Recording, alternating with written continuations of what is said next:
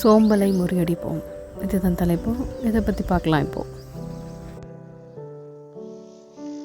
சோம்பல் ஒரு பெரிய வியாதி. சோம்பல் என்பது என்னை பொறுத்த வரைக்கும் சுறுசுறுப்பின் எதிரி என்பதை விட இயலாதவரின் அரியாசனம் என்றே கூறலாம். அது ரொம்ப பொருத்தமாகவே இருக்கும் கூட. ஆம், நம் கண்ணுக்கு தெரியாத கிருமியாக நம்மை அடித்து கொண்டிருக்கும்.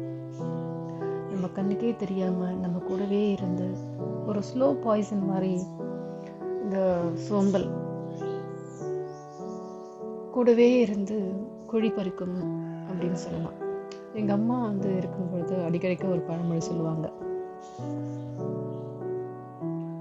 பார்த்தீங்கன்னா, ஒரு சோம்பல் ஒரு நாள் நம்ம இன்னைக்கு ஒரு நாள் ரெஸ்ட் எடுத்துக்கலாம், ஏதோ ஒரு வேலை செய்யும் பொழுது நம்ம ஒரு நாள் இன்னைக்கு களைப்பின் காரணமாகவோ வேறு ஏதாவது ஒரு ரீசன்லேயோ ஒரு நாள் இன்னைக்கு லீவ் எடுத்துக்கலாம், நாளைக்கு இந்த வேலையை நாளையிலேருந்து தொடர்ந்து கண்டிப்பாக நம்ம செய்யணும் அப்படின்னு ஒரு நாள் நம்ம லீவ் விட்டோம்னா அது தொடர்ந்து 2 நாட்கள் விடுமுறை எடுத்துக்குமா நம்ம கூடவே சேர்ந்து.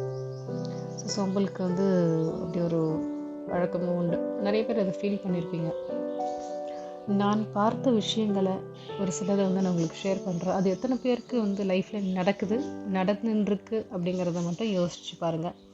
இது இல்லத்தரசிகள் மற்றும் இல்லத்தரசர்கள் அப்படிங்கிற 2 பேருக்குள்ளே நடக்கிற ஒரு சில சோம்பேறித்தனமான விஷயங்களை பற்றி தான் நான் இன்றைக்கி பேச போகிறேன். ஃபஸ்ட்டு இல்லத்தரசர்கள்கிட்ட போவோம். ஏன்னா அவர்கள்கிட்டேருந்து நம்ம எதிர்பார்க்குற விஷயங்கள் சிலது நிராசையாகவே போயிடுறது. பல நேரங்களில் குழந்தைகள் இருக்கிற வீட்டில் பெரும்பாலும் ஒரு அம்மா எதிர்பார்க்குறது, ஒரு இல்லத்தரசி எதிர்பார்க்குறது என்னென்னா, விடுமுறை நாட்கள்லையாவது அட்லீஸ்ட் அந்த விடுமுறை நாட்கள்லையாவது குழந்தைய கொஞ்ச நேரம் பார்த்துக்கோங்க. எத்தனை வீடுகளில் அம்மாக்கள் அவங்க புருஷன்கிட்ட கேட்டிருப்பாங்க, கொஞ்ச நேரம் பார்த்துக்கோங்க. எங்கள் வீடுகளில் எல்லாம் சுத்தமாகவே அந்த பழக்கம் கிடையாது. எத்தனை வீடுகளில் இந்த மாதிரி நடக்குதுன்னு எனக்கு தெரியல. என் வீட்டில் பெரும்பாலும் என்னுடைய கணவர் ஃபோனில் கேம் விளையாடுறதோ இல்லை ஆஃபீஸ் கால் பேசுகிறதோ வாட்டெவர் என்ன பண்ணணும் அப்படிங்கிறத விட ஃபோன்லேயே முழு நேரம் செலவழிப்பாரை தவிர அந்த குழந்தை அழுதுன்றிருந்தாலும் அவர் காதில் நிறைய நேரங்களில் கேட்காது.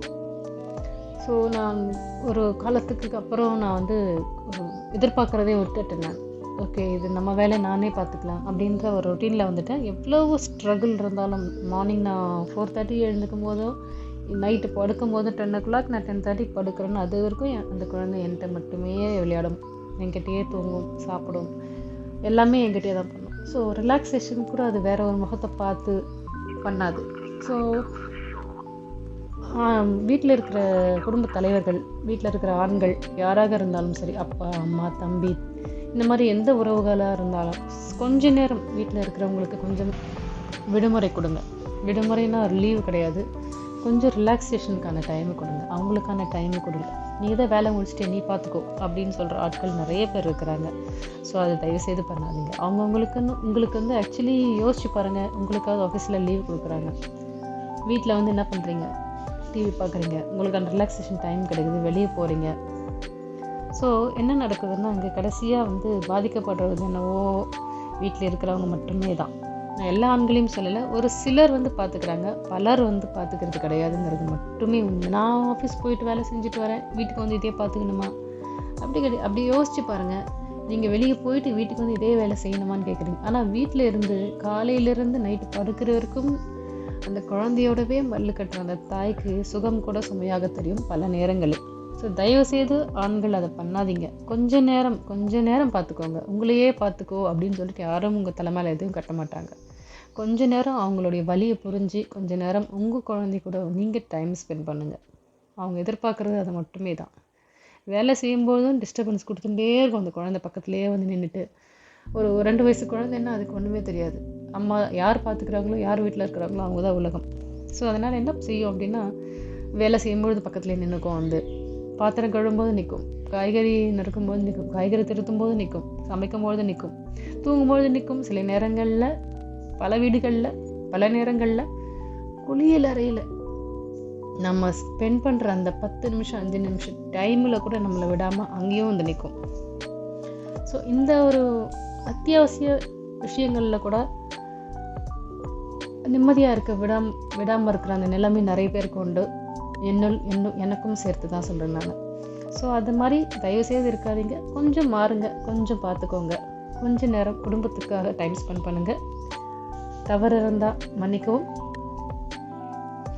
வணக்கத்துடன் நான் உங்கள் மதி. நன்றி. இன்னொரு ஸ்பெஷல் என்னென்னா, இந்த வீடியோவில் பேக்ரவுண்டில் யூஸ் பண்ணியிருக்கிற அந்த இமேஜ் நான் என் கையாலவே வரைஞ்சது. Please support and subscribe me. நன்றி, வணக்கம்.